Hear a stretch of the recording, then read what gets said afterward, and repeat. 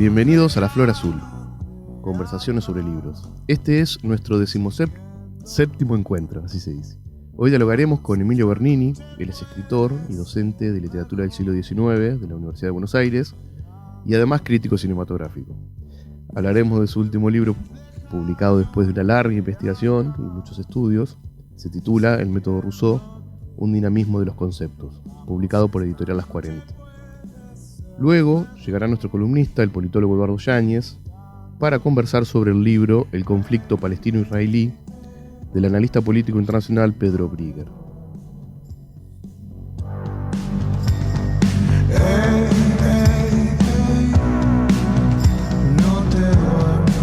La música de hoy será de Lisandro Aristimuño, canciones de sus discos El rostro de los acantilados, Criptograma, Constelaciones, Mundo Anfibio, Las Crónicas del Viento y 39 grados.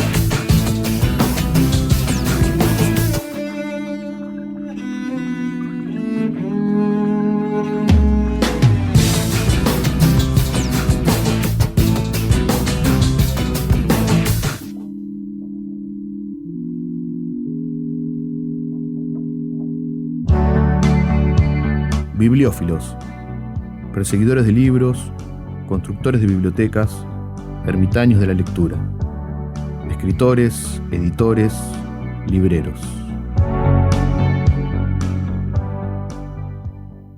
Cuando muera, y sé que moriré pronto, lo haré sin haber llegado a aceptar este mundo.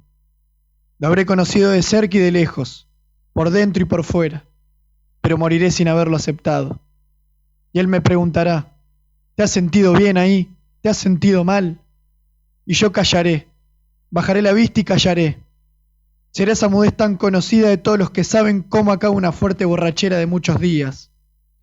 Porque ¿no es la vida humana una momentánea curda del alma? ¿Y no es también un eclipse del alma? Es como si todos estuviéramos borrachos, aunque cada uno a su manera, habiendo bebido unos más que otros y siendo distinta la repercusión en cada uno, riéndose unos del mundo en su propia cara y llorando otros en el pecho de ese mundo. Unos han vomitado ya y se sienten bien, y otros no han hecho más que empezar a tener náuseas. Pero yo he probado muchas cosas y no he obtenido ningún resultado. Ni siquiera me he reído una vez como Dios manda, ni he vomitado nunca. Y me encuentro con que, habiendo catado tanto, que hasta he perdido la cuenta del volumen y el orden en que lo he hecho, estoy en este mundo más sereno que nadie, y es que no me afecta fácilmente. Pero, ¿por qué callas?, me preguntará el Señor, envuelto por completo en relámpagos azules. ¿Y qué podré contestarle? Seguiré igual, callado, callado. Moscú Petushki, Erofeyep.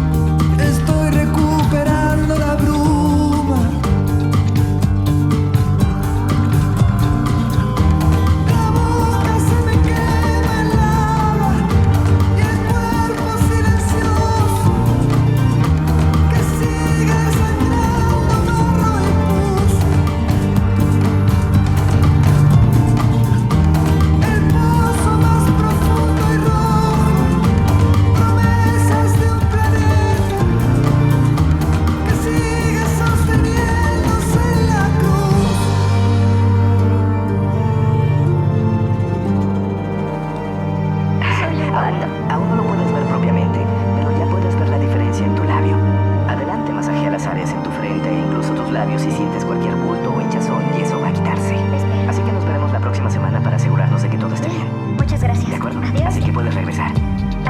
eso. Y a tus cosas.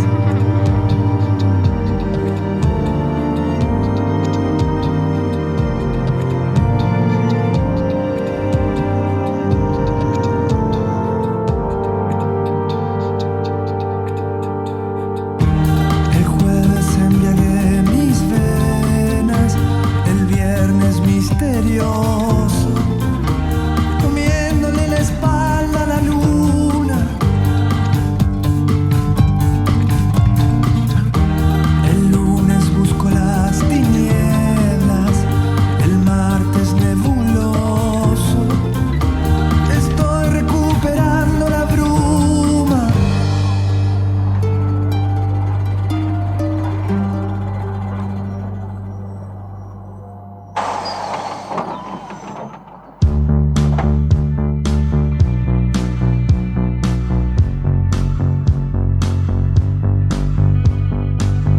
Estamos en La Flor Azul, conversaciones sobre libros, ya con nuestros invitados y nuestro columnista.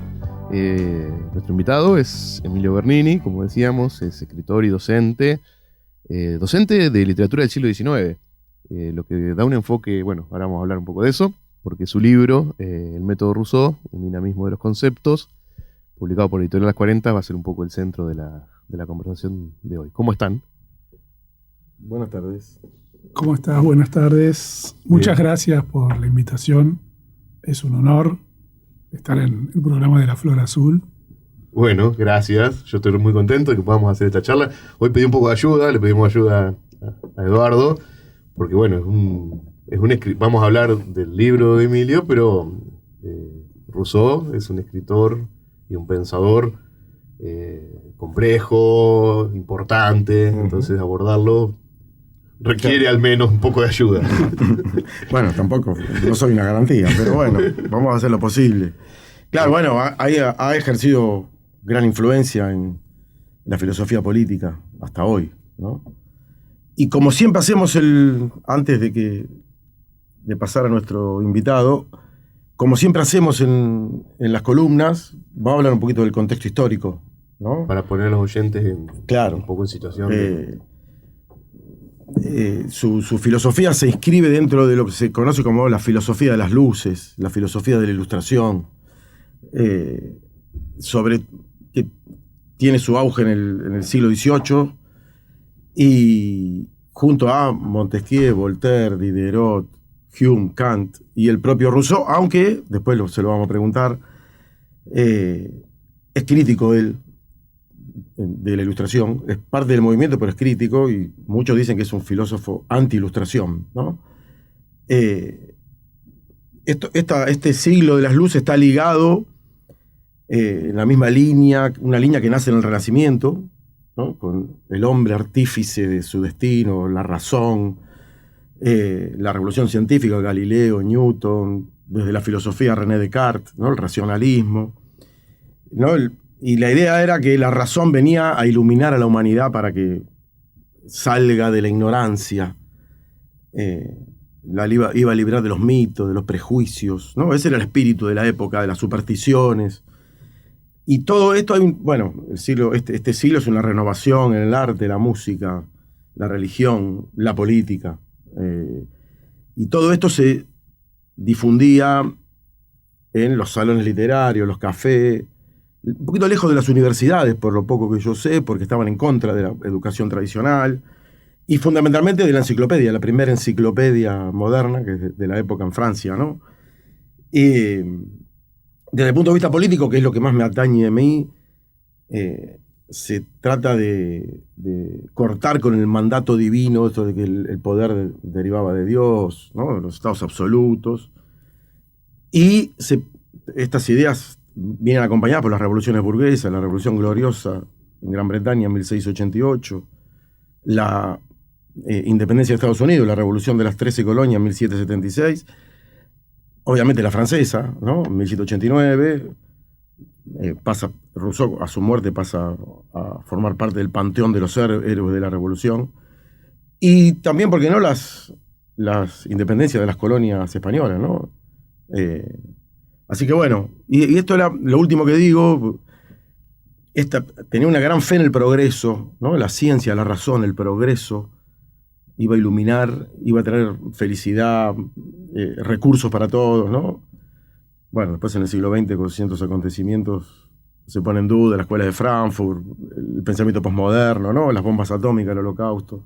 Ese sería el contexto general, ¿no? Espero no haber metido la pata. Bueno, me gustaría entonces preguntarte, Emilio, antes de hablar de tu libro, digamos, ¿qué hace falta? Yo te había notado algunos datos de la biografía, porque también es un personaje en cuanto a su biografía muy interesante. Uh-huh. Bueno, nació en 1712 en Ginebra, en Suiza. Voy a decir algunas cositas para poner en contexto también, y muere en Francia en 1778. Es huérfano de madre y abandonado por su padre a los 10 años, puesto bajo la guarda de un pastor protestante. Vive en diversos hogares y muy joven viaja, o sea que es un hombre que recorre.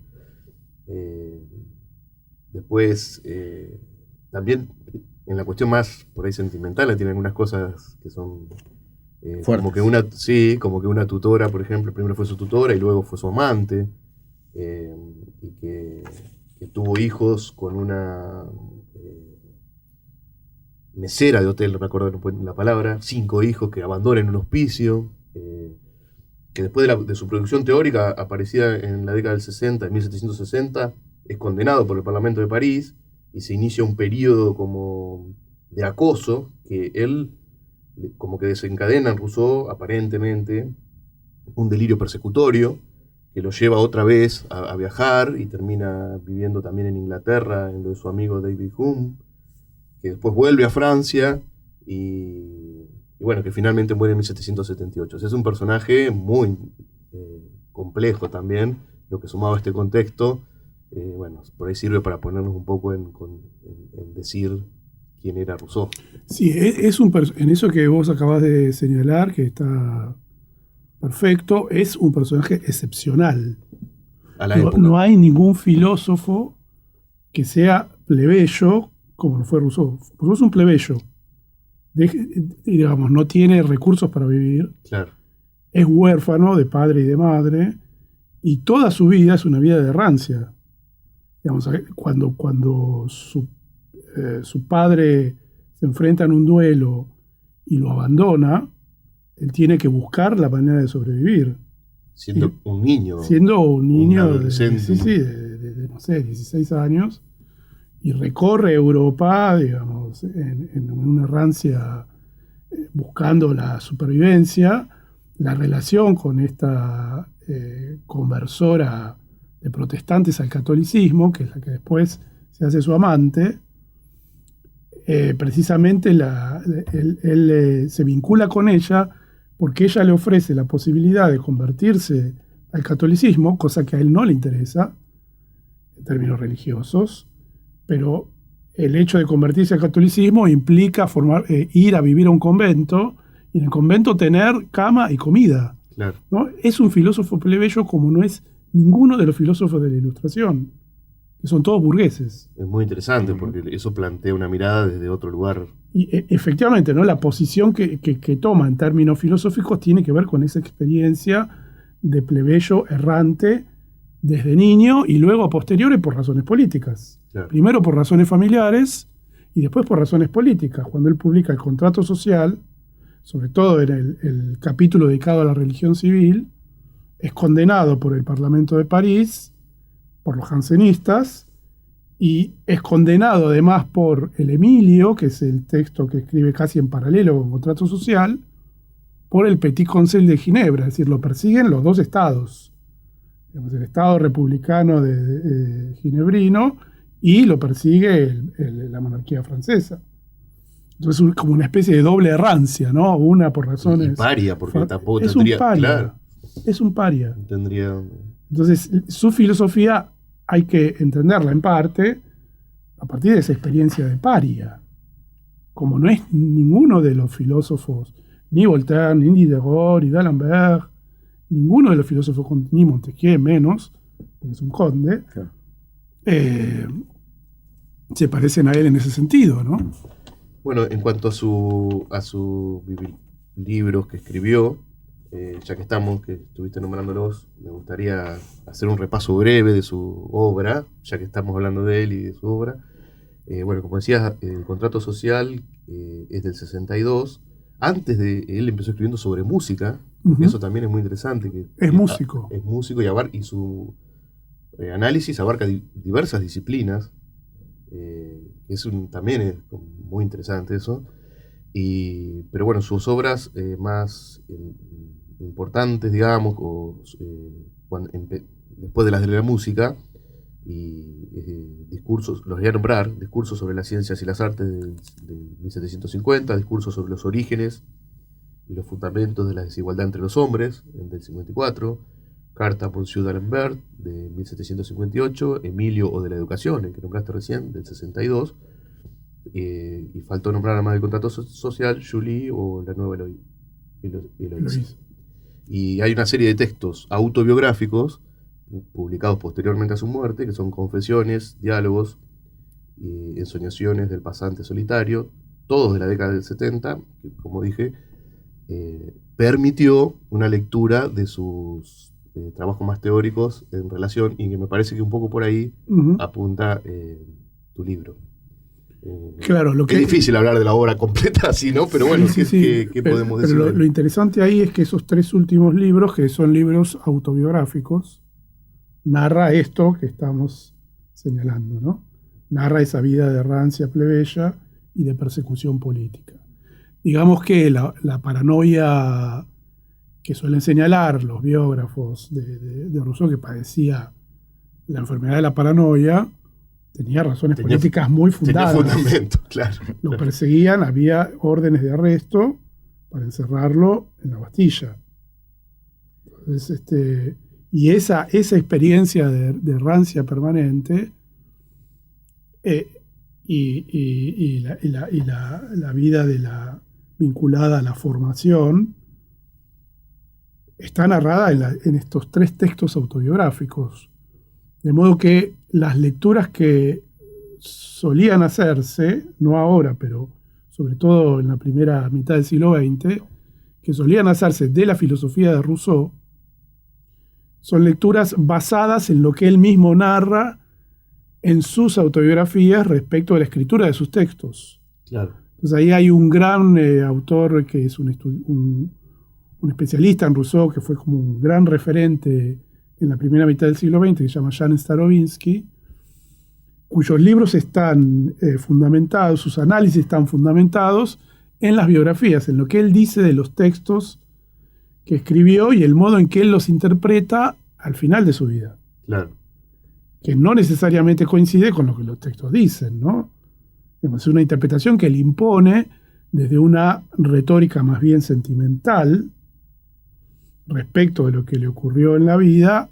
Él impone la propia interpretación de los textos filosóficos que escribió. Pero esos textos filosóficos responden a otra lógica. Y él impone luego una lectura al final de la vida, en el contexto de persecución, más bien sentimental de los propios textos filosóficos. Y él suele decir que toda su filosofía está escrita desde el corazón. Porque el corazón aparecía, digamos, como un valor, como una garantía de verdad, como una garantía de honestidad, la idea de escribir desde lo más verdadero del propio sentimiento, ¿no?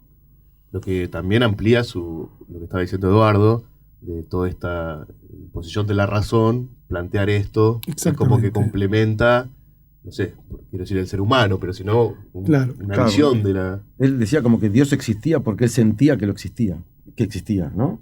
Claro. Algo así, ¿no? Claro, el sentimiento era antecesor, ¿puede ser? Algo así. Exactamente, si ¿no? El sentimiento aparece como una... Sentir antes que pensar, en ese sentido. Exacto. ¿No? Eso es como una inversión del dictum cartesiano, ¿no? Cartesiano. El sentimiento es un lugar de verdad irrefutable frente a cualquier lógica racional. Entonces es desde ahí donde se articula esta idea de que él es un irracionalista, irracionalista romántico, cuando en verdad es un racionalista propio, digamos, de la formación ilustrada, con cierto tipo de observaciones vinculadas o cierta insistencia en la verdad del sentimiento, que produjo estas lecturas como un irracionalista romántico, ¿no? Ujú. Pero es un poco más complejo que eso, por cierto, ¿no? La idea que tiene de Dios es una idea propia de los deístas. Él no es un ateo. No es un ateo como los libertinos contemporáneos y los ateos contemporáneos como Diderot. Diderot es un ateo, como Dolbach es un ateo, digamos, los materialistas contemporáneos son propiamente ateos, niegan la existencia de Dios. Rousseau claramente no, y en gran medida contra la posición de los ateos, porque él entiende que el ateísmo es un modo de desresponsabilizarse por el destino de las cosas en el mundo, el destino político, ¿no?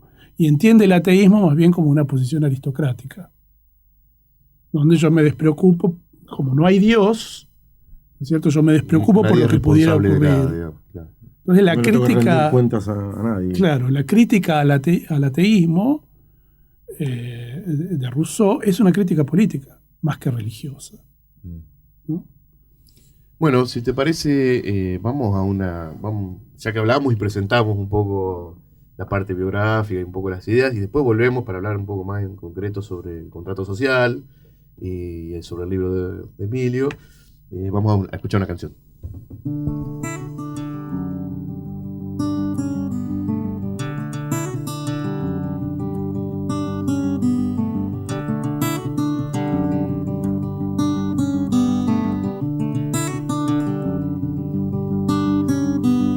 Pido que las noches no se quiebren en tu luz y que las ventanas sean grandes para el sol. Cuando los almendros no se pasen de estación, buscaré más flores para darte mi canción de amor.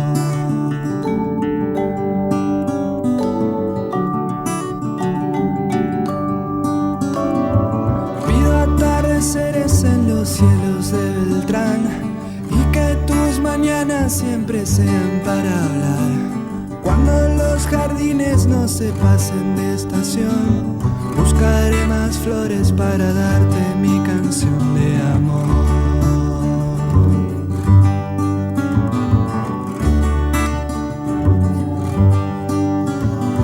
Y si vos querés, te voy a buscar para que los días no se vayan sin pensar. Y si vos querés, te paso a buscar y dejamos los caminos libres de humedad. Pido tu mirada más alegre para mí y que todo el alma se disuelva en el amor. Cuando los almendros no se pasen de estación, buscaré más flores para darte mi canción de amor.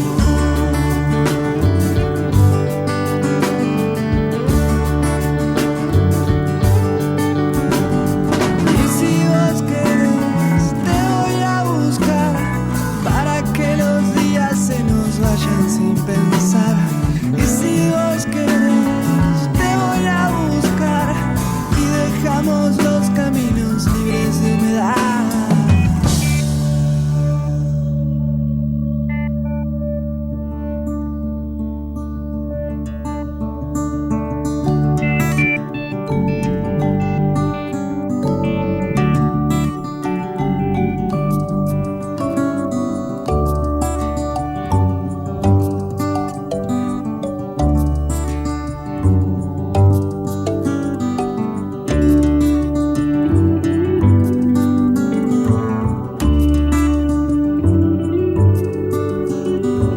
Buscaré más flores para darte mi canción de amor.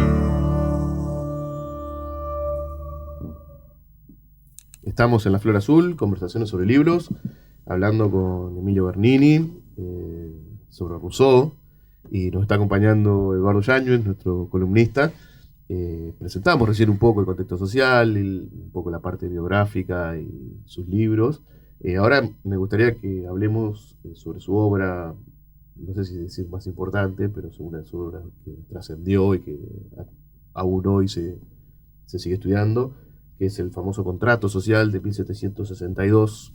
No sé si Eduardo quiere preguntar algo específico, lo dejamos hablar en un ratito. Que hable después.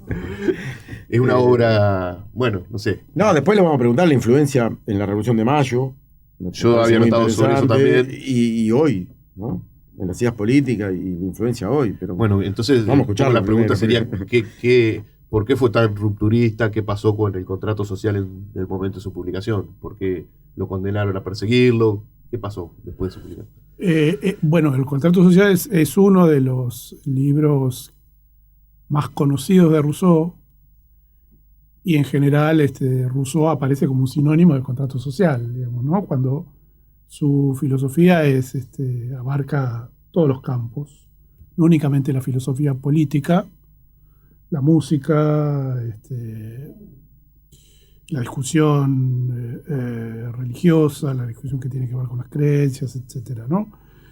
Y el contrato social se destaca, para decirlo grosso modo, digamos, se destaca por el modo de pensar la política y la dominación política en términos puramente abstractos. Es decir, y esa decisión metodológica de pensar la política en términos abstractos, no en términos de la política concreta, de las experiencias histórico-políticas contemporáneas, sino en términos propiamente abstractos, esa decisión metodológica que toma Rousseau es deliberada porque es un texto escrito contra el espíritu de las leyes de Montesquieu, que es un tratado de filosofía política positiva, de derecho positivo, donde toma cada uno de los ejemplos históricos de dominación política. Entonces Rousseau claramente hace ahí un movimiento contrario al de Montesquieu en este sentido, y plantea cómo sería, digamos así, el contrato social ideal, ¿no? Que supondría la suscripción del contrato por parte de los ciudadanos, que supone entregar todo lo que se posee para luego, una vez formada la sociedad a partir del contrato, recibir todo lo que se ha entregado en función del contrato de vuelta. Y las lecturas que se han hecho del contrato son muy disímiles, muy diversas, muy contradictorias. La relación entre el contrato social y la Revolución Francesa es una relación bien compleja, pero sobre todo tiene que ver con una modalidad de lectura del contrato social y de la obra de Rousseau en el momento de la Revolución Francesa completamente fragmentada, porque en la época de la Revolución Francesa circulaban los textos de Rousseau como si fueran máximas, editados, fragmentados, como máximas o como proverbios, y se leían completamente desvinculados de su lógica interna y de su propio contexto de publicación. Y llevaba interpretaciones distintas, cada uno lo interpretaba como le convenía. Muy disímiles, y entonces hay en el momento de la Revolución Francesa posiciones completamente encontradas en términos políticos de actores que se reconocen como rousseauianos, ¿no? Que era lo que comentábamos recién. Es decir, Madame de Staël, que es la aristocracia nobiliaria, digamos, del antiguo régimen, en el momento mismo de la convocatoria a los estados generales, es decir, en el momento inmediatamente anterior a la revolución, escribe un texto sobre Rousseau, invocándolo para que sea el legislador de ese momento tan peligroso que se avecina. Madame de Staël lo ve perfectamente que se avecina un desastre, y lo invoca, digamos, en ese texto para que él funcione como el legislador modelo de los representantes en la asamblea de los tres estados, ¿no? Entonces tenés la posición de la aristócrata Madame de Staël como una posición propiamente rousseauiana. Después, en el mismo momento revolucionario, la posición girondina, que es la posición, digamos así, reformista, moderada, no radical, también es una posición rousseauiana que se fundamenta también en ciertos escritos vinculados al mundo doméstico que él representa en una de sus novelas, en Julia o la Nueva Eloísa. Y finalmente tenés la posición más radical, jacobina, la posición terrorista estatal, que es la de Robespierre, que también se fundamenta en Rousseau.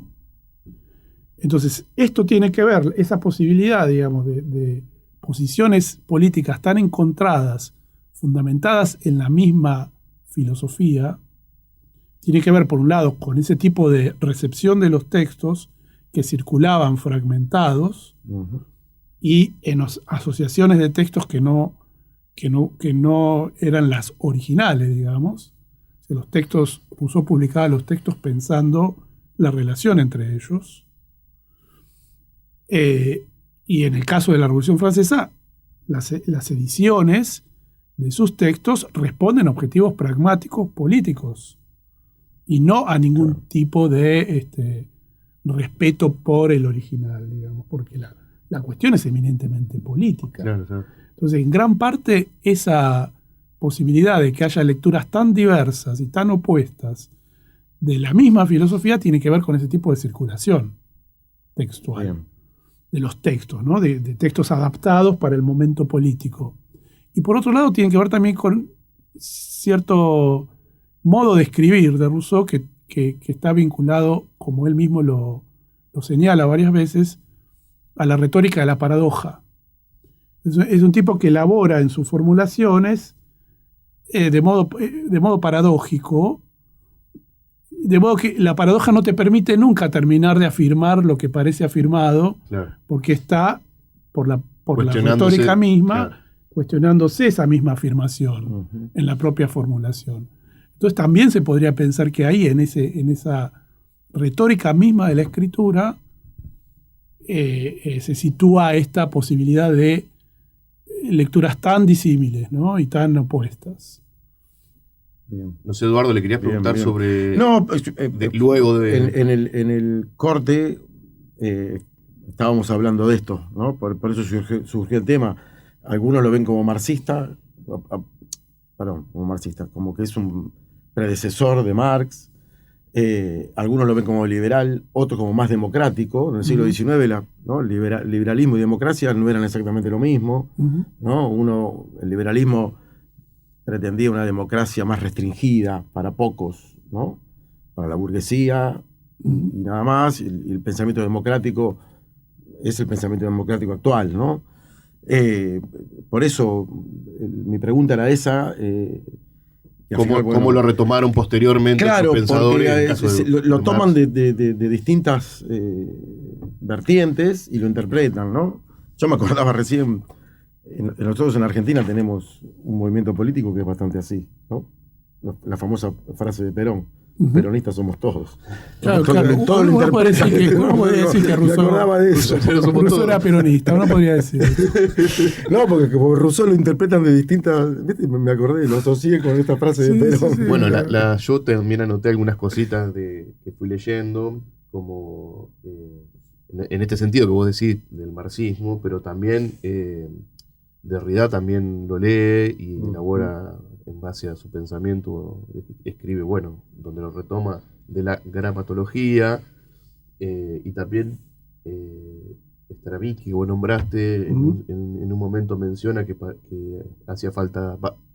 hizo falta que viniera Freud para después procesar los sentimientos de Rousseau, digamos, como que es el antecesor de muchas cosas, es como que estamos botando medio ancho, pero... Es ineludible, digamos, en la historia de la filosofía, en la historia de la política y en la historia de la literatura, porque en este sentido, vinculado al supuesto irracionalismo, abre, digamos, toda una línea de impacto, se abre una línea de impacto en los romanticismos que se inician en el momento de la Revolución Francesa, digamos, ¿no? Inmediatamente después. La gran mayoría de los románticos, con distintas posiciones políticas y estéticas, también son rusonianos. Claro.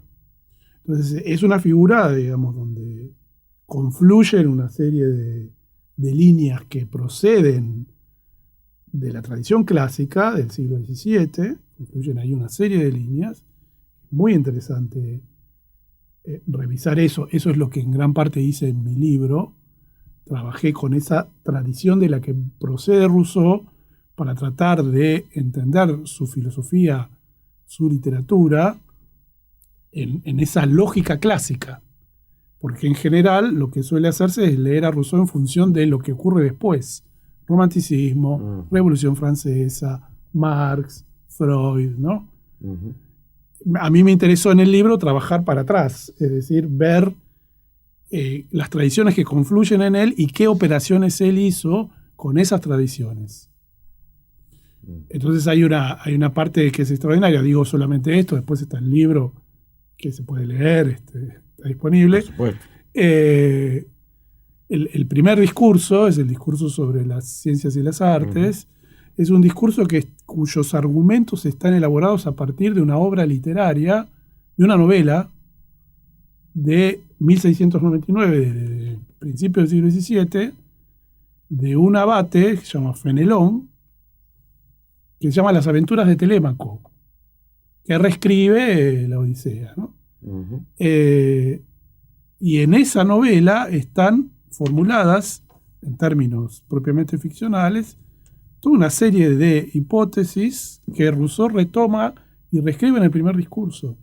Y eso es como una especie de fuente oculta, digamos, porque Rousseau nunca declara sus fuentes. Nunca dice a partir de dónde escribe, ¿no? Y esa operación también es bien interesante. Por ejemplo, en el caso de las Confesiones, que es la autobiografía más leída, las Confesiones también es una operación con otro texto que es celebérrimo, digamos, que son las Confesiones de San Agustín, el padre fundador de la Iglesia. Toma las Confesiones de San Agustín sin explicitar absolutamente nada y escribe sus propias confesiones dividiéndola en la misma cantidad de capítulos en que están divididas las Confesiones de Agustín, para a la vez hacer una crítica ahí al catolicismo, ¿no? De modo que a mí me interesó trabajar en ese sentido, un poco hacia atrás, en lugar de retomar las discusiones que se establecieron a partir del siglo XX respecto del impacto que tiene sobre la filosofía política del siglo XX, ¿no? Y sobre la literatura del siglo XIX. Esa fue mi operación, digamos. Te lo iba a preguntar más adelante, pero bueno, muy bien que lo dijiste vos. Yo, con respecto a este tema, me quería que nos detuviéramos un poquito en la relación porque Argentina, digamos, es un traductor con Mariano Moreno, aparentemente, un traductor temprano del contrato social. Me parece que merece una mención. No sé si está bien preguntártelo, porque... Sí. Ese es un momento extraordinario también, porque efectivamente Mariano Rousseau traduce el contrato social, pero lo traduce a partir de una traducción ya existente de un personaje extraordinario que se llama Abate Marchena, José Marchena, español, que era un liberal. Que de 1810, digamos, muy temprana. Sí. Que era un liberal, no era abate, no sé bien por qué terminó llamándoselo así. Era un liberal smitiano que tradujo el contrato social, y sobre esa traducción Moreno hace la propia, digamos, ¿no? Se basa en una traducción existente. Con lo cual ya hay en la versión de Moreno, que además se caracteriza por... Era un texto escolar que pretendía que se leyera en las escuelas, digamos, también es un copia de un jacobino. Claro. Y lo que se caracteriza sobre todo por quitarle el capítulo de la religión civil. Y la conclusión también, ¿no? Creo que le quita. Y además la conclusión. Sí. Pero lo interesante ahí de la operación es que es una traducción sobre una traducción. Claro. Así que Rousseau llega doblemente traducido, Mediado. digamos así, al Río de la Plata. Claro, que pierde ¿No? cosas. Digo, transformado, Claro, porque claro. es como el proceso inevitable de cualquier texto en la cultura, por decirlo así, ¿no? Pero Así también como- desde lo oficial, porque el cabildo determina hacer la traducción y la impresión, también es un dato que sea desde el organismo Después lo queman, de ¿no? gobierno. Después lo queman, al sí. año, ordena quemarlos todos. Y sobreviven algunas ediciones, que también ese es un recorrido increíble, que nos haya llegado alguna. Sí, es extraordinario. No sé qué influencia en su momento habrá tenido la publicación de ese texto, la circulación. Bueno, no sé. A Moreno aparentemente le costó la vida, entre otras cosas, ¿no? Ujú. Bueno, sí, eso depende de una investigación de la recepción de ese texto, ¿no? Hay una historiadora que trabaja mucho eso, que es Noemí Goldman. Pero a mí me interesa sobre todo el punto donde De la- en realidad no hay ningún texto, para decirlo así, ningún texto original. Claro. No hay original posible. Porque todo texto está sometido a la lectura ya es una transformación Ujú. de ese texto y a la vez está sometido a una serie de procesos de traducción y de modificaciones, porque toda traducción es una. necesariamente, ¿no? Claro, y le sacan capítulos. Necesariamente. Entonces, lo que llega no es lo mismo. Entonces en Rousseau eso parece potenciarse, porque es objeto de discusiones permanentemente y porque es el fundamento de posiciones completamente contrarias Ujú. en el campo político, por ejemplo, ¿no? No sé, Eduardo, si vos querés preguntar algo más de esto, si no, vamos a escuchar un poquito de música y volvemos para hablar de una vez por todas del libro. Del libro, por ejemplo. Claro. Todavía no empezamos. Bueno, vamos a escuchar la canción entonces. 1, 2, 3, 4.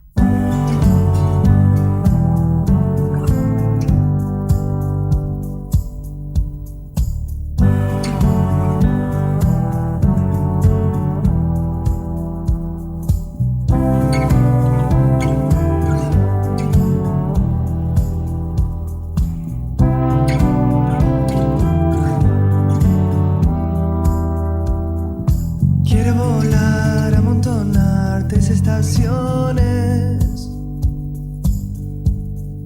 oír tu voz y contemplar los girasoles, ver el mantel donde cenas lleno de flores, mirar el sol hasta brillar en tus talones.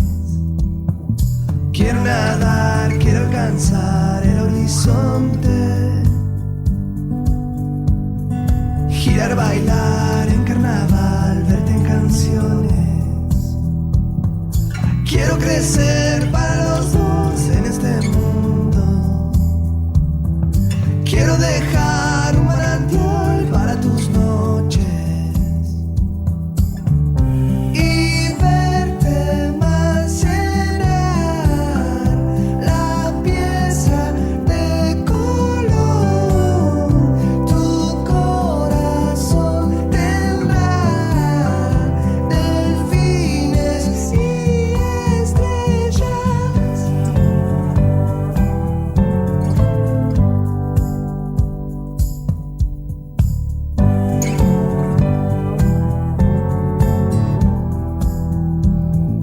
Quiero crecer para los dos en este mundo. Quiero dejar un manantial para tus noches y verte más llenar la pieza de color. Tu corazón tendrá delfines y estrellas.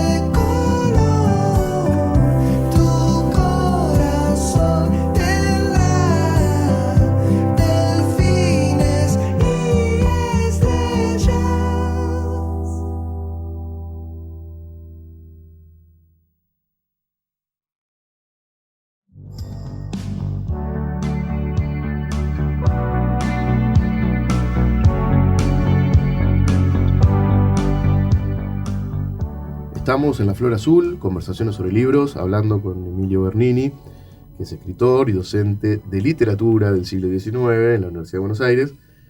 Ahora vamos a detenernos específicamente en su libro El método Rousseau, un dinamismo de los conceptos. Nos está acompañando Eduardo Yáñez, que nos ha ayudado en la entrevista. Bueno, Emilio, me gustaría preguntarte específicamente por el libro. Un poco contaste ya cuál es la tesis, digamos, de ese trabajo. Primero te quiero preguntar una cosa que me gusta del oficio de escribir, porque a veces uno asocia el oficio de escribir con el escritor de ficción, pero el trabajo de investigación y de escritura luego de esa investigación es un trabajo arduo. Entiendo que este libro ha sido muy arduo, porque el corpus a leer es extenso, complejo. Bueno, ¿cuánto tiempo te llevó? ¿Cómo hiciste ese trabajo? Me parece que está lindo hablar un poco de la cocina, de la escritura. Sí, bueno, como decís, fue un trabajo que demandó una investigación de mucho tiempo, y que fue inicialmente tenía, digamos, como cierto objetivo que fue variando. A medida que vas adentrándote en la obra. A medida que vas investigando, van variando los objetivos primero, digamos, ¿no? Y mi idea era inicialmente estudiar la relación de Rousseau con los romanticismos. Sí. Y para entender esa relación, necesariamente tenía que entender la obra de Rousseau. Es decir, no trabajar únicamente sobre el modo en que los románticos leían a Rousseau, sino el origen tener de la obra, un conocimiento de los textos de Rousseau para ver cuál era la operación que hacían los románticos. Entonces eso me llevó para atrás. Por eso decía antes que finalmente opté por ir completamente para atrás. Digamos, ir al siglo XVII para estudiar la filosofía de Rousseau como elaboración de esas líneas clásicas en la filosofía y la política, en la filosofía política y en la literatura de Rousseau. Lo que pasa es que esto que se dice así muy alegremente es un proceso que demora años. Lleva mucho trabajo y la escritura es un proceso arduo. No sé, yo creo que César Aira debe escribir sin esa dificultad, ¿no? Pero esos escritores de ficción tan livianitos, que logran. César Aira, que me gusta mucho, por claro, cierto. Sí.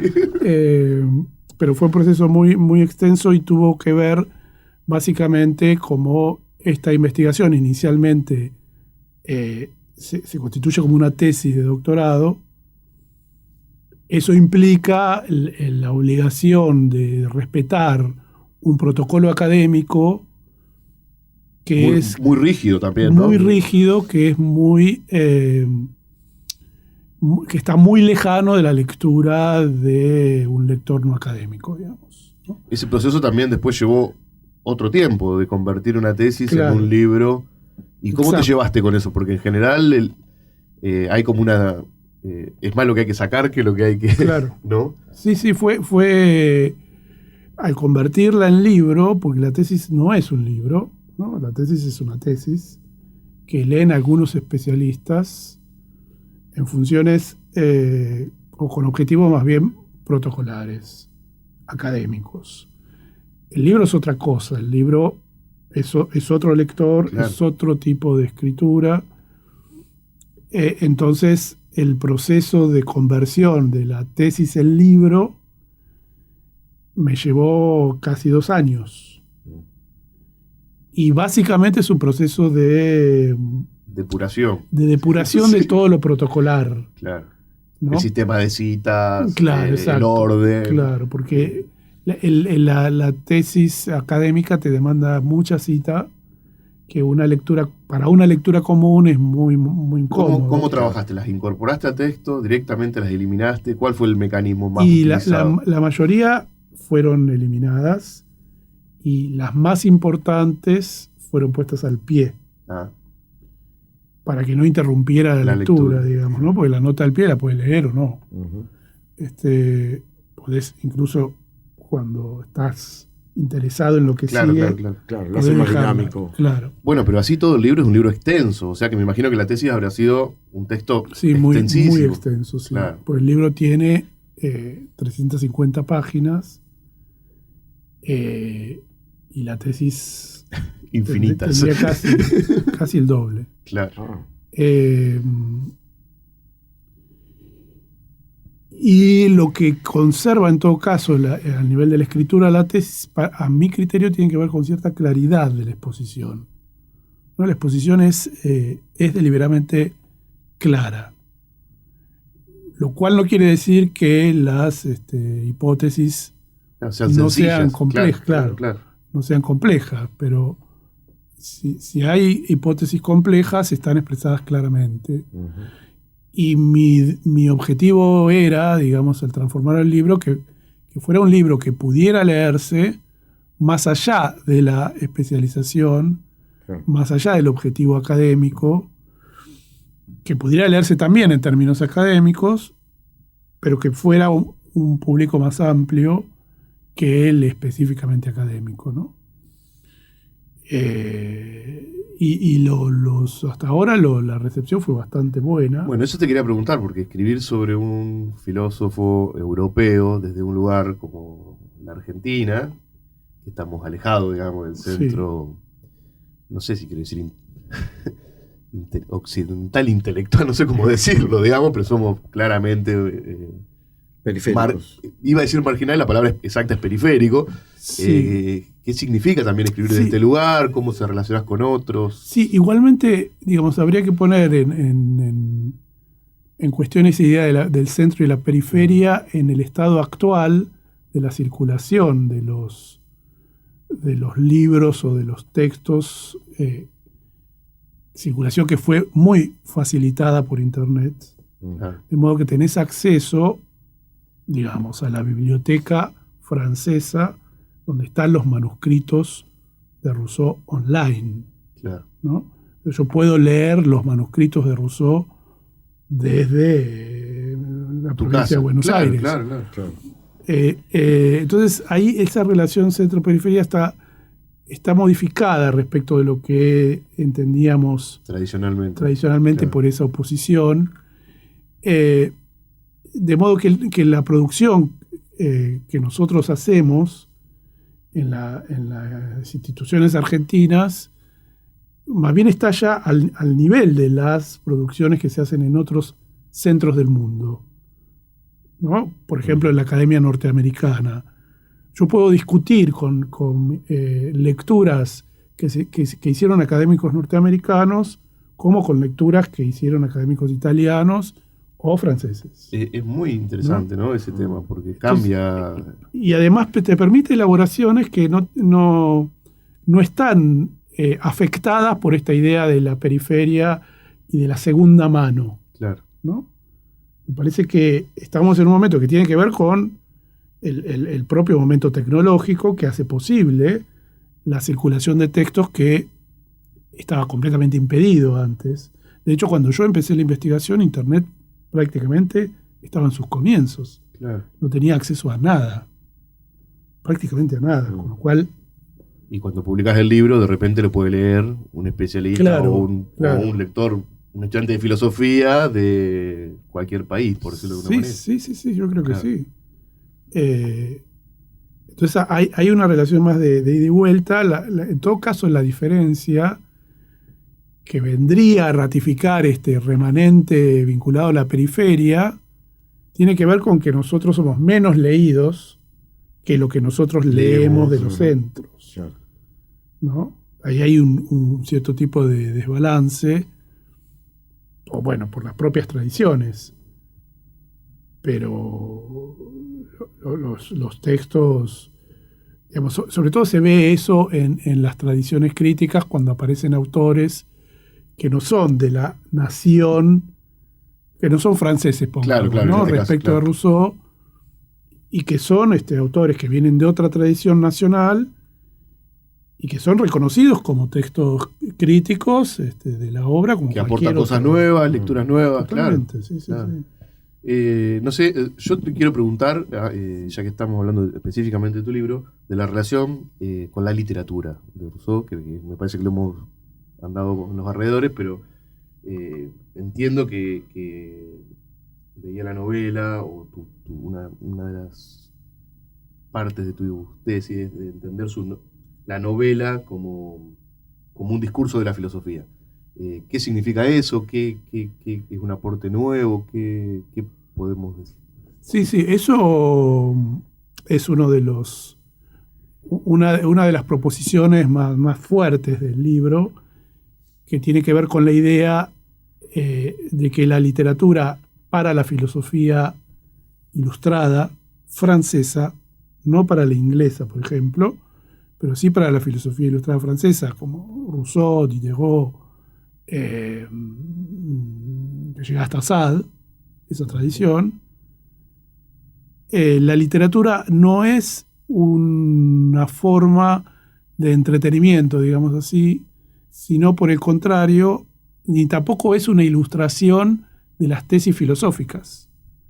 Claro. No es que se escriben las novelas para ilustrar lo que se piensa en filosofía, sino que por el contrario, la novela aparece como un campo de experimentación, en la medida en que la novela es el género sin reglas por excelencia, ¿no? No tiene norma la novela en términos de la poética normativa clásica. La novela no tiene norma, es el género marginal, claro, y abierto por excelencia, de modo que permite la experimentación del pensamiento. Entonces la ficción permite imaginar historias que posibilitan elaborar conceptos en términos filosóficos. Entonces, la Nueva Eloísa, que es la novela sentimental de Rousseau, que él escribe en el momento en que está escribiendo Emilio y en el momento en que está escribiendo el contrato social, como si Rousseau estuviera pensando el mismo problema en tres modalidades y tres posibilidades discursivas. Lo que le ofrece el tratado, el contrato social, lo que le ofrece Emilio, que también es un texto bastante heterogéneo, abierto, e incluso algunos lo leen como novela, y lo que le ofrece la novela propiamente dicha. Y el problema que está pensando en los tres libros es el problema de la libertad, ¿no?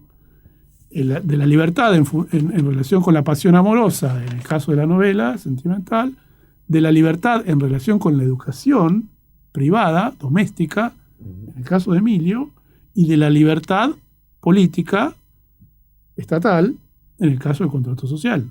La libertad y la igualdad son como dos asuntos, su relación, que él ha pensado mucho, ¿no? Es como un eje ahí. Totalmente. El punto es, en el caso de Emilio, que es un escrito sobre educación, que es el libro que él que más le gustaba de lo que había escrito. En el caso de Emilio, es un texto sobre educación del niño para la libertad. Y la educación del niño para la libertad supone formar a un individuo que no dependa de nadie y que a la vez no esté obligado ante nadie. Es decir, la libertad tiene que ver con esa autosuficiencia de medios, donde no tenemos que someter a nadie para nuestros objetivos, ni ser sometidos por nadie.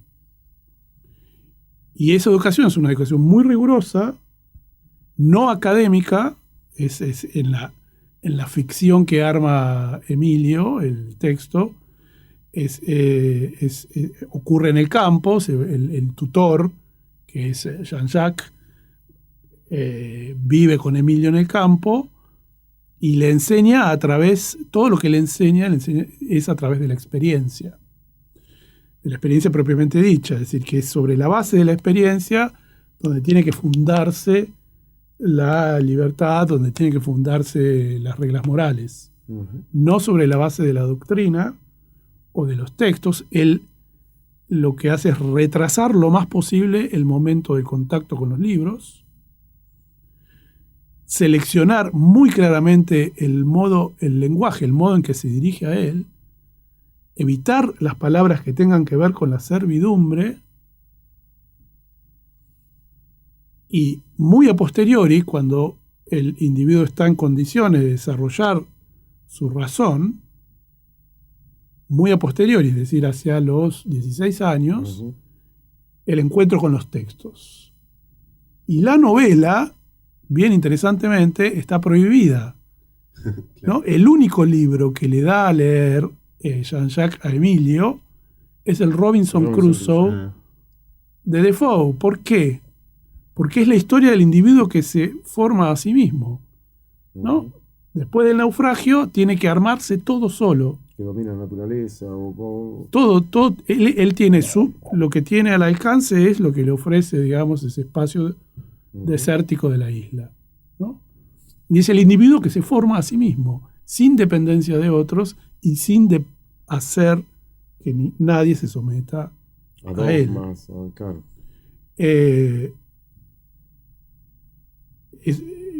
Bueno, pero también la exclusión de la novela tiene que ver con el modo en que se concebía moralmente. La novela en la época clásica es un género que está condenado moralmente,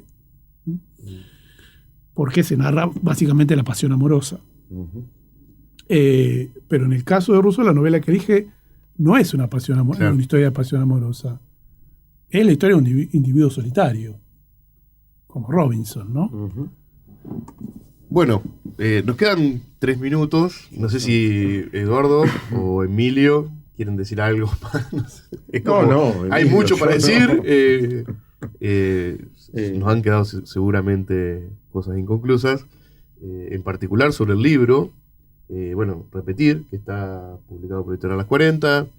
Que ya lleva 1 año, ¿no? ¿De publicado? ¿O 2 años? Fue en el 22. 1 año. En el 22. En enero, ¿no? Como puso el editor en el colofón, puso publicado en el 2º año de la peste. Claro. ¿Cuál es el 22? No, el 21. Entonces fue el 20. Es el 21. ¿No? ¿20? Sí, 21. Y O sea que tiene 2 fue. años. 2 años. 2 años. Bueno. Y una última cosa sí. respecto del libro. La última parte del libro, yo estudio las autobiografías, que tiene que llamar la atención que Rousseau haya escrito 3 autobiografías y no 1. Claro. ¿Cómo es posible? O sea, las Confesiones es la más conocida. ¿Cuántas vidas tiene una persona? Claro. Y narra toda su vida. Pero después escribe 2 más. Y la segunda se llama Rousseau, juez de Jean-Jacques, Sí. donde él se representa a sí mismo escindido en Jean-Jacques y en Rousseau, en una situación de diálogos con un tercero, que es un francés, que opina sobre la obra de Rousseau, pero que no la leyó. Nunca la leyó, pero sabe todo. Muy bueno. Y dice de todo de la obra, ¿no? Como muchos periodistas, como hacemos muchos periodistas culturales. Y la cuestión es impugnar los juicios sobre él y sobre la obra que no están fundamentados en la lectura. Y son juicios que están basados en la lógica de la opinión pública, que es la que termina confirmando la persecución política. La opinión pública finalmente legitima la persecución política, ¿no? Bien.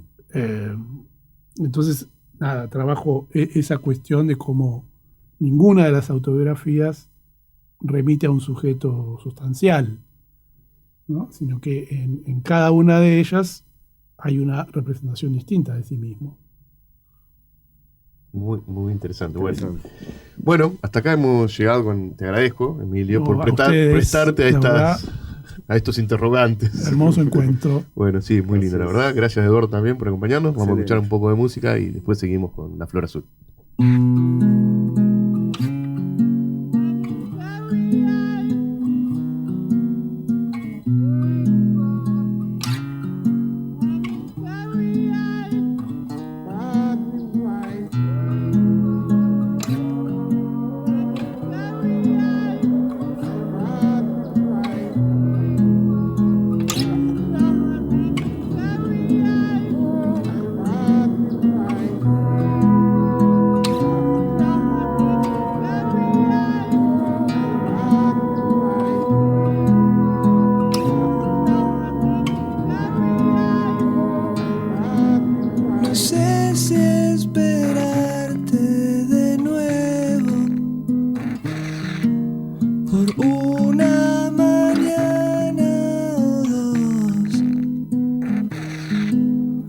jugo en mi sombra es ardiente.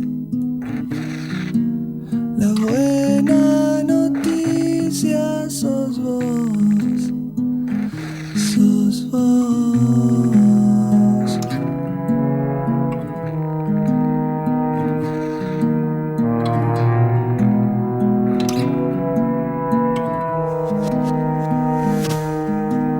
La noche se agota de verme. Quizá es mejor descansar. Afuera hace frío y es tarde. El hoy del reloj se durmió, se fue.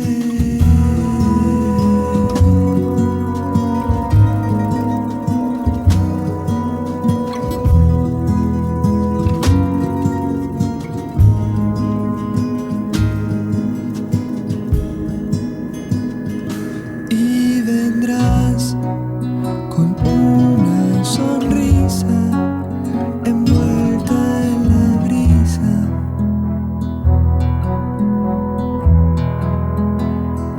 Y me verás inútilmente, inconscientemente.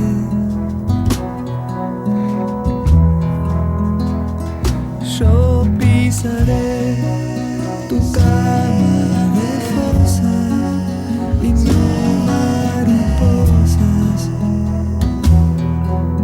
usadas. Resolveré la última prosa, resuelve mis cosas. En soledad.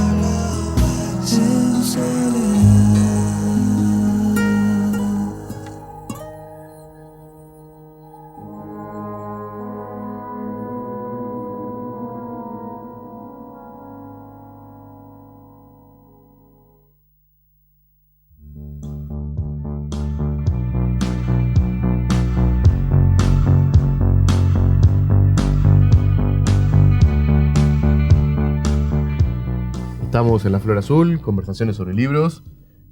Vamos a recibir nuevamente a Eduardo Yáñez, nuestro columnista Continuamos acá. y politólogo.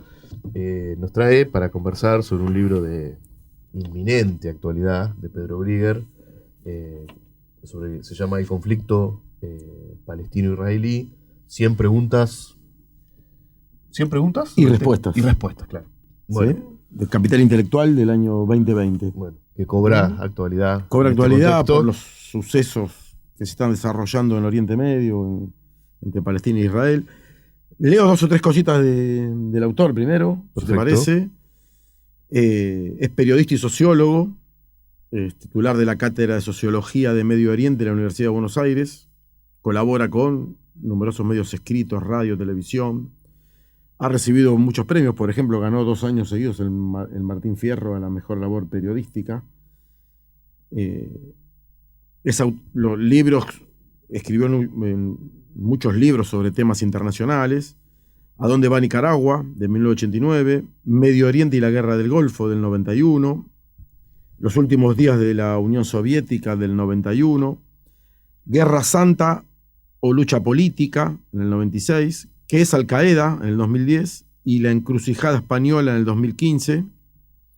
Trabajó 12 años en la TV pública, donde condujo el noticiero sobre política internacional, Visión 7 Internacional. Ahí fue donde ganó los 2 Martín Fierro. El programa sigue con otros conductores. Columnista de C5N, de la CNN. Y tiene un sitio que también ha sido muy premiado, Nodal, que Sobre es Latinoamérica, ¿no? el primer portal dedicado exclusivamente a la información de América Latina y del Caribe. ¿Sí? Bueno, y para entender un poquito qué está pasando, este libro creo que es clave, ¿no? Él brinda una visión desde el progresismo, desde la izquierda israelí, es de religión judía y vivió varios años en Israel, en un kibutz.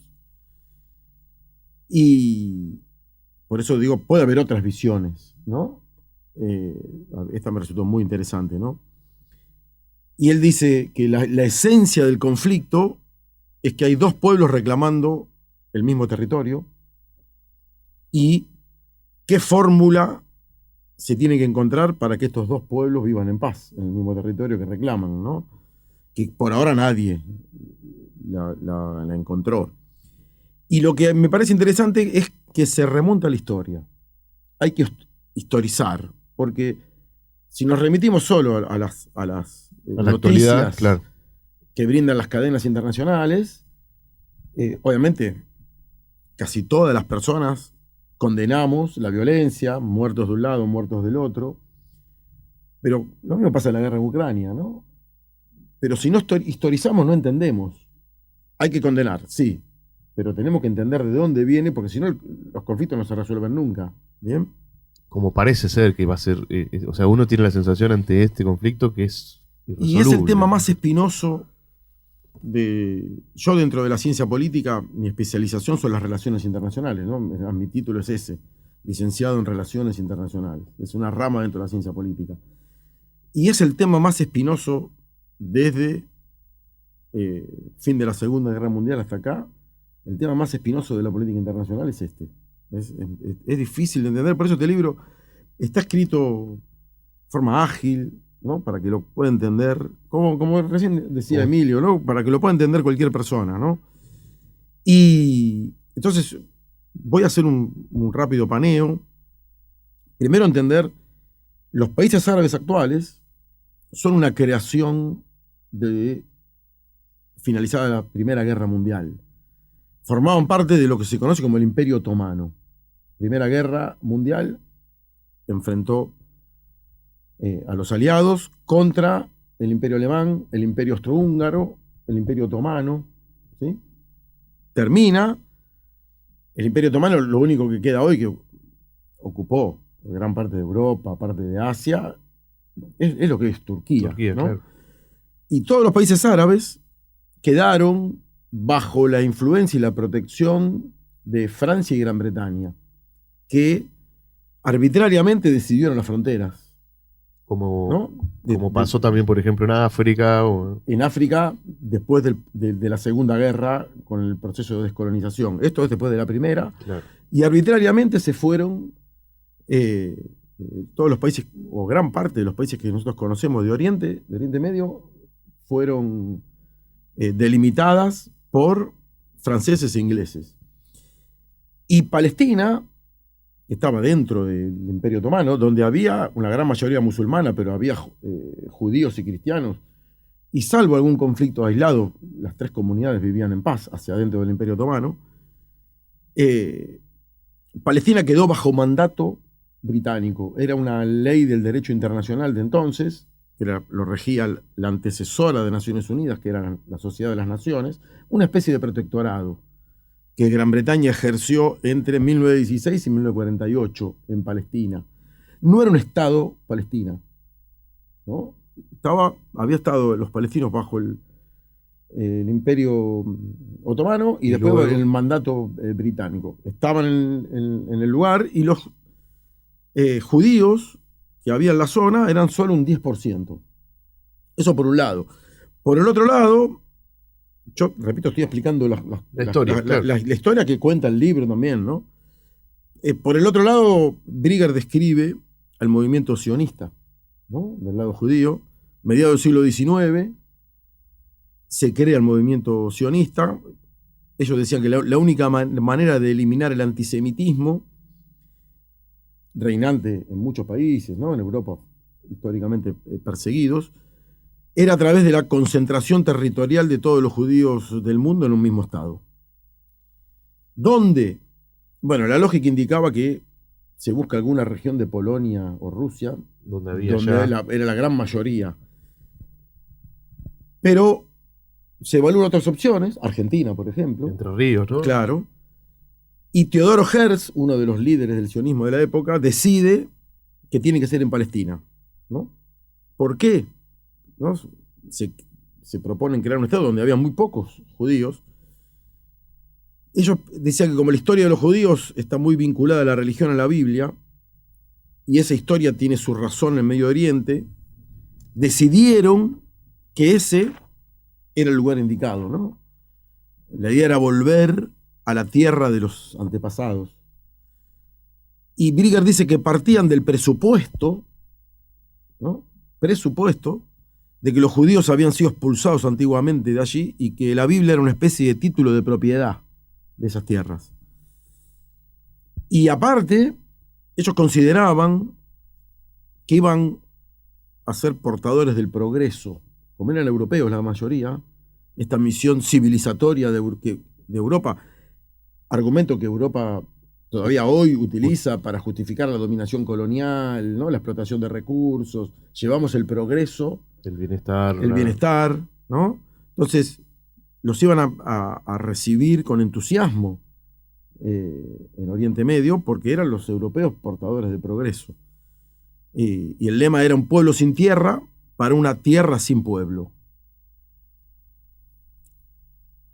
Repito, en 1916, cuando arranca el mandato británico, 10% de judíos, pero en las décadas del 20, del 30 y del 40, fueron llegando de a miles. Se fueron creando ciudades, por ejemplo, Tel Aviv, los kibbutz, muchas instituciones que eran solo para judíos, porque estaban pensando En el futuro. en el futuro Estado, estaban creando las bases del futuro Estado. Gran Bretaña brinda su apoyo, se crean más ciudades, infraestructura.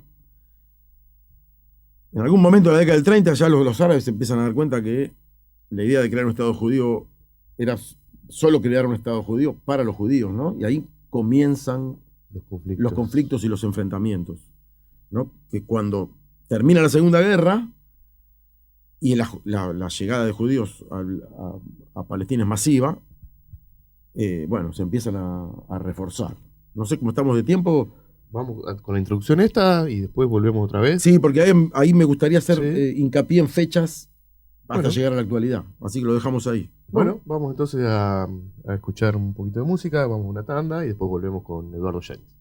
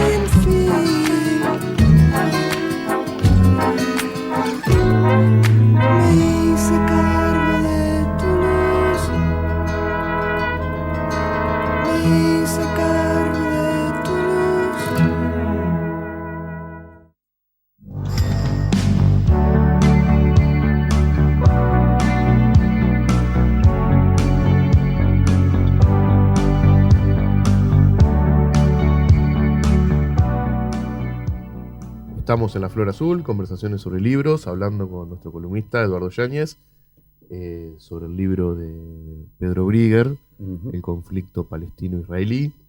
100 preguntas y 100 respuestas. Ya hicimos una introducción, un poco de la historia. Bueno, vamos a continuar. Sí, habíamos llegado hasta el final de la Segunda Guerra Mundial, algunos acontecimientos, hay muchos más que describe el libro, yo hice un paneo rápido. En la región, cuando la región estaba bajo el mandato británico. Y habíamos dicho, repito, en 1945, fin de la Segunda Guerra, la llegada de judíos a la zona se hizo masiva. Y Gran Bretaña, en 1947, decide que su mandato sobre Palestina ya se está volviendo inviable y decide retirarse. El 29 de noviembre de 1947, entonces la recién creada ONU, las Naciones Unidas, sacan la resolución 181, que dice que Palestina tiene que partirse en 2 estados, ¿no? Donde estén judíos de un lado y palestinos de otro. Eso fue una votación, digamos. La Asamblea General, ¿no? La resolución de la Asamblea General de Naciones Unidas. Teniendo en cuenta esto, el 14 de mayo de 1948, Israel proclama el Estado de Israel. Y los estados árabes, reunidos en la Liga Árabe, no estaban de acuerdo con esto, con la existencia del Estado de Israel. Y al otro día, el 15 de mayo del 48, emprenden una guerra contra Israel. Y Israel cuenta con el apoyo de Estados Unidos desde entonces. Para la época de la Unión Soviética, como había mucha gente de izquierda, el creador del Estado de Israel es el Partido Laborista, que es la izquierda, o en ese momento era la izquierda.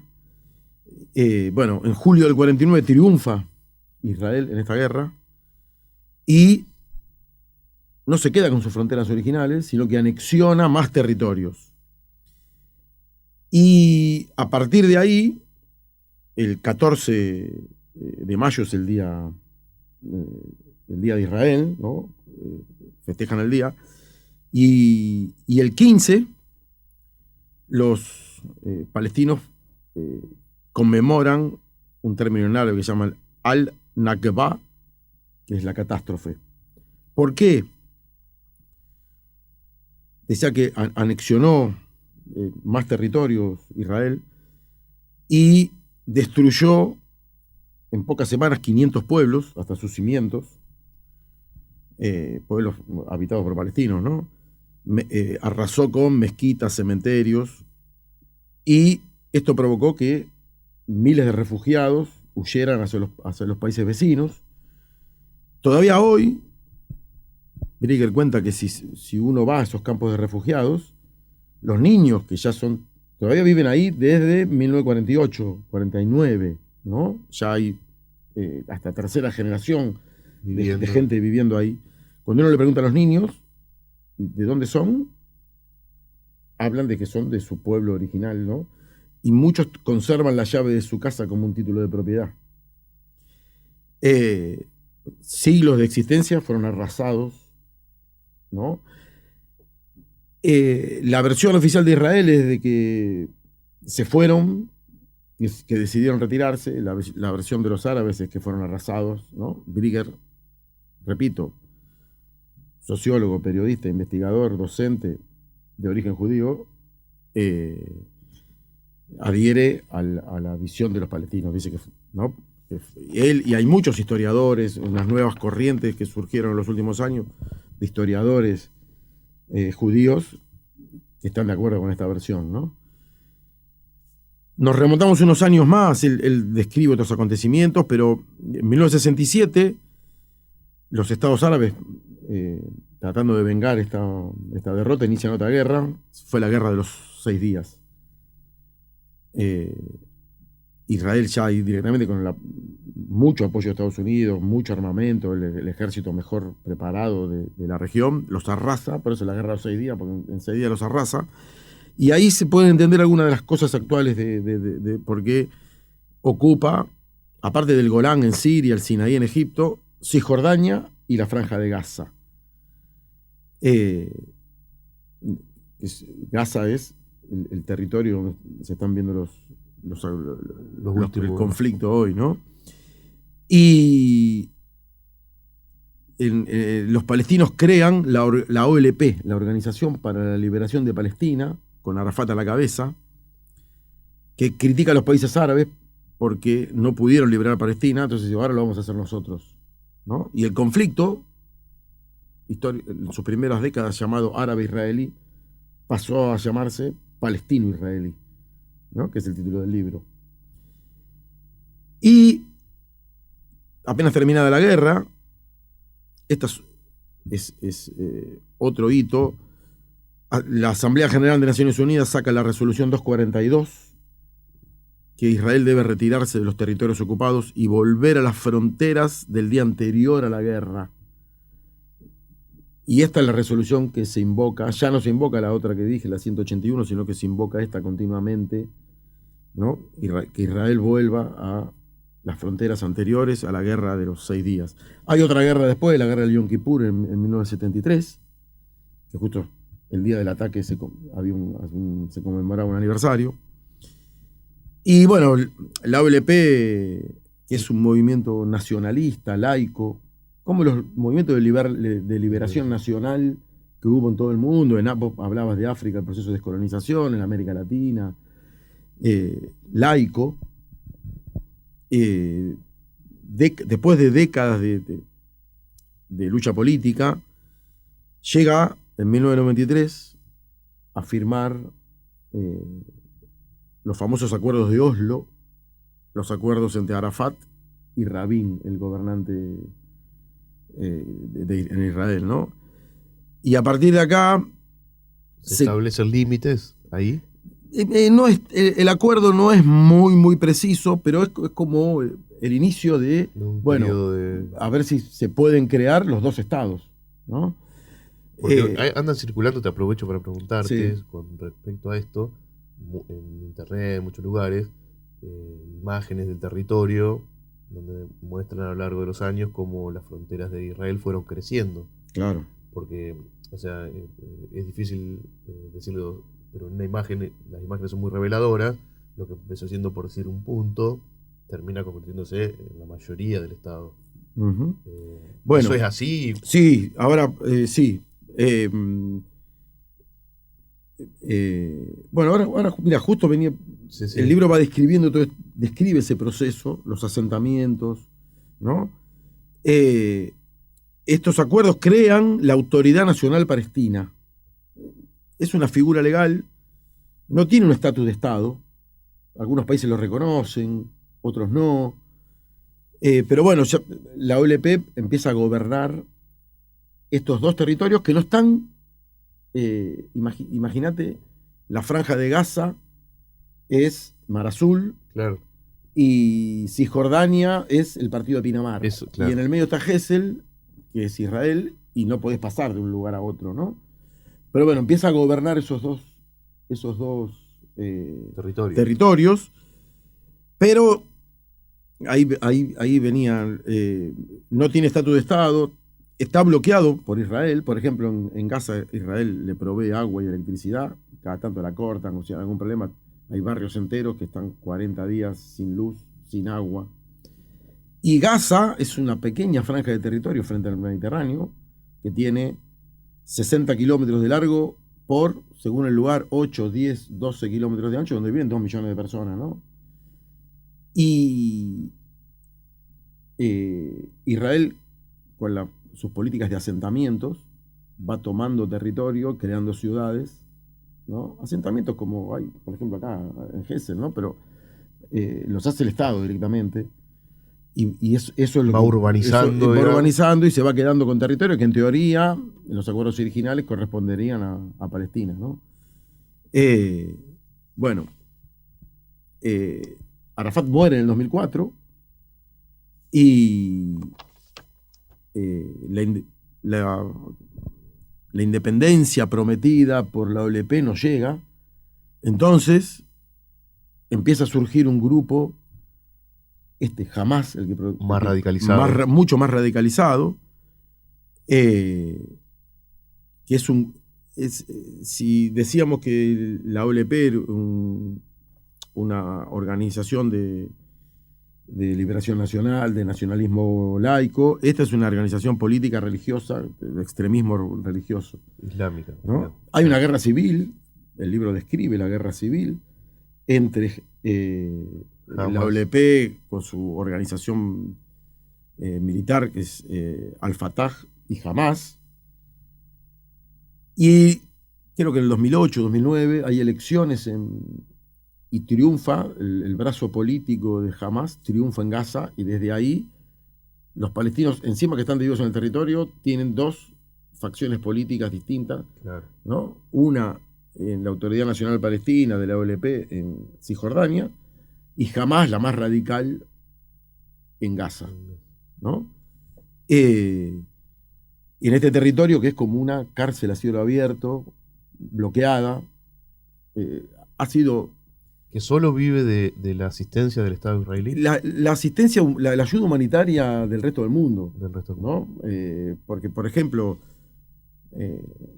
tiene una ribera sobre el Mediterráneo y hay pescadores, pero está bloqueado el mar. Cuando los pescadores salen a pescar, las patrullas israelíes los tirotean, ¿no? La vida, dicen que es terrible, ¿no?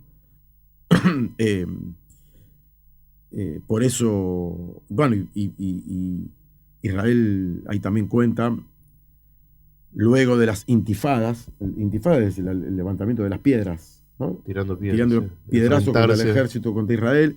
Israel ha ocupado, 2 veces ha entrado con su ejército, aparte que hace incursiones, pero un par de veces ha entrado a la franja y se han quedado ahí. Y ahora, bueno, una de las opciones de Israel es esa, ¿no?